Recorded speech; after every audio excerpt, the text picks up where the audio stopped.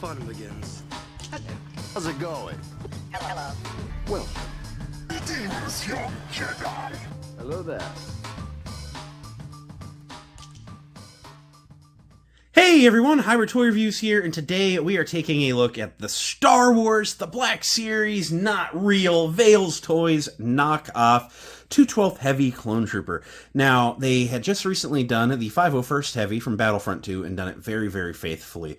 So, looking at this version, there are definitely some inaccuracies, but as an overall figure, it is still just kind of generically cool, so I'm not upset that I got it. But there's definitely a lot of fixing to do on it if you wanted to make it game accurate. So we're going to get into the review. I'm going to talk about some of that. I'm just going to talk about my overall thoughts on it. So let's get into it. So here's the 212th Heavy out of the box. As always, there is no box. VeilsToys just come in a brown shipper box. There's no art or nothing on it. And that's fine because packaging ultimately drives up your total product cost. Don't mind that whatsoever. So we're going to skip the spinning rims and get right to it. So as far as accessories, he comes with a Z6 rotary cannon, which is a really, really cool mold. Hasbro hasn't made one of these yet, so I do love it when Veils does this kind of thing. Looks really nice. It's in kind of a dark silvery gray. It's, very gunmetal-y looking. I like it. It has the 6 barrels tips, sticking out. It's got the handle. It's got the the pistol grip in the back. It's kind of weird. I thought generally in universe they usually look a little more leaned forward, but it is what it is, and it looks rather nice. And yeah, it's a little bit bendy, especially around the handles, just because it's just kind of a softer plastic, but it does look very nice. It looks the part. I kind of missed it with the 501st version, so I'm glad that we got it here. However, it's the only gun we got here. We didn't get anything else, so you win some, you lose some. Setting it to the side, he also comes with the man purse for the chest grenades. So this is actually, I think, the first time we've seen Veils really paint these. He's got some orange penciled in there. I think we've seen him with some silver on him before. But yeah, this is a really, really nice bag. And to put it on, you just sling it on over his head and shoulder, and it lays pretty decent. I like to tuck it underneath of this belt pouch here. Kind of just pulls it a little bit taut when he's wearing it. Of course, I've had him wearing it that way for a bit, so the strap's a little bit stretched out. But it's a nice accessory. However, this is one of those in-game things I'm going to talk about where it's not actually very accurate to the source material. So we're going to set that aside, and we're going to take a look at the 212th Heavy. Now, the insane thing, I'm going to sound like 212th Hunter here. Shout out to my boy, as always. But I'm going to go on the, well, actually, the clone didn't look like this because of this and this and this and this and this, whenever people are just trying to have a good time with their clone figure. But there are a fair amount of inaccuracies to the game. So if you're a casual enjoyer of Battlefront 2 and you see this and you're just like, hey, that's a 212th Heavy. I play that skin in the game. It's actually not very faithful to that skin. So some of the deviations are, in the game, he doesn't have the black comma. And he doesn't have the black shoulder harness. He's actually very bare bones. He also doesn't have the ammo rack on his shoulder pad. That's a very cool accessory, and I love it.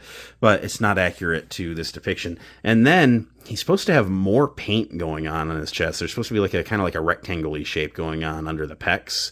And so it's missing some paint. They've added a bunch of stuff that's just not there in the game. And, it's like a decent skeleton. You could definitely do some customizing here and there. You could swap the shoulder pad out on another figure.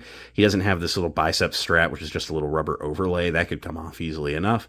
But there are some deviations from in-game. It's like they were just told design a 212th Heavy instead of just going with the pre-made design. Now, I had to do some modifications I'll show you to the 501st. In my review for that, I talked about how there just were some things that were wrong about it. Now, I went crazy. I did ribbons for the straps and just glued the armor pieces on instead of the plastic straps. But, he had a comma that needed to come off. He needed to lose one of his pistol holsters. At the bare bones, it worked there, though, because they did do the totally accurate chest paint. They added the kind of trapezoid shape up top. And on this one, it just sucks because the 501st was a very easy mod. I went a little further than I needed to, but all the pieces were there.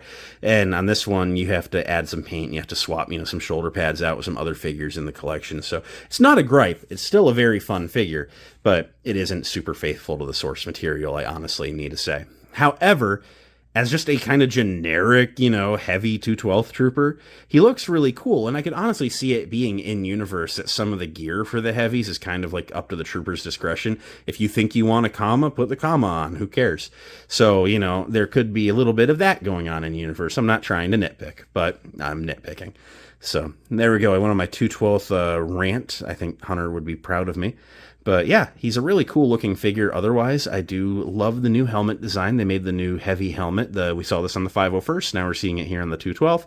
And yeah, just looks really, really cool. It is removable with a Clone Trooper head sculpt underneath. Now, this is the shrunk down Sideshow head sculpt from like '09. I hate when Veils uses this head sculpt because it's so tight on the upper ball joint that you really can't get any articulation other than what's at the bottom ball joint of the neck. So I always cut the chin off to really free up that head articulation. That's something I'll be doing off camera, of course.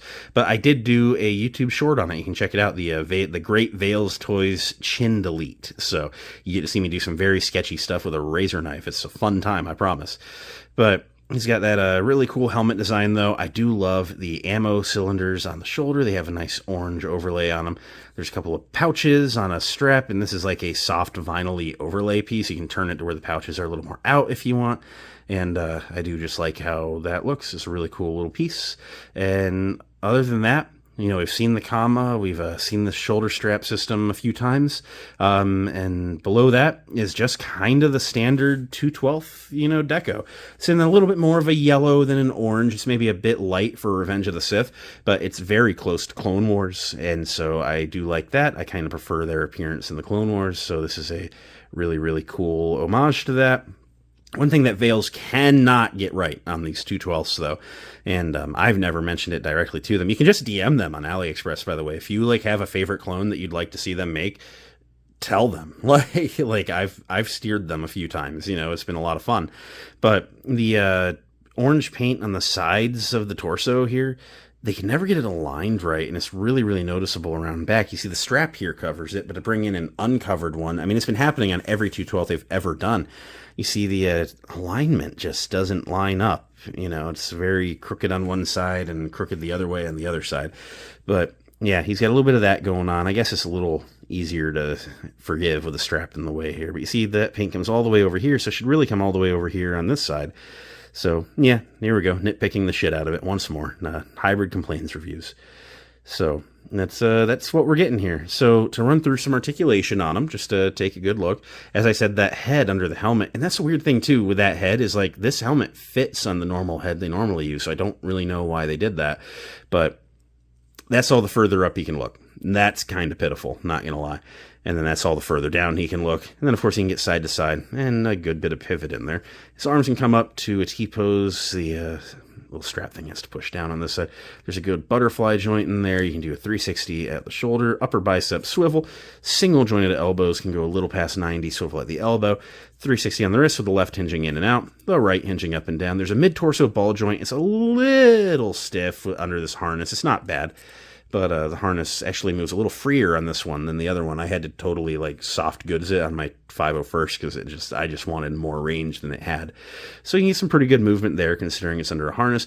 The comma really kills the hip articulation. That's all the further out it can go. It can go about that far forward, a little bit back. There's an upper thigh rotation hidden under the armor there. I don't generally like that point, but it's nice that it's hidden on the troopers here. Single jointed knees can go to or just past 90, swivel at the knee. And then the feet can point straight down, pretty decently far forward, and there's a forward-facing pin for rocker, letting you get him in some decently wide stances with both feet flat on the ground. To do some comparisons, first I'm going to bring in some of the Veils 212. Here he is next to the heavy assault officer. It's kind of like a Legends-ish inspired. It's basically just orange Bakara, but it's still cool. Here they are next to the 212th ARF Trooper, which if you saw my Great Tohayo Toy Hunt February 2025 edition vlog that came out earlier this week, you would see that was actually a pickup there. I was really happy to find two of them there for a good price. Here's my 501st Heavy from Veils, which I've done some modifying on, so if it's not looking like yours, that's why. Here is the 187th ARF Trooper in purple. I'm just grabbing what's nearby now. Here's the 501st Airborne, and so yeah, we've got a pretty good selection here. They're all rocking right at about the same height, which I would certainly hope would be the case for some clone troopers. And I like how he looks surrounded by other troopers. Really cool looking figure. Let's go ahead and get into the wrap up. So at the end of the day, what do I think of the Veils 212 Heavy? I like it. Now, I don't like it as a Battlefront 2 Heavy because it's just not a Battlefront 2 Heavy. Just gotta say it. You know, there's a lot of deviations from the in-game model. The only thing that they really got right was the helmet and giving him the minigun.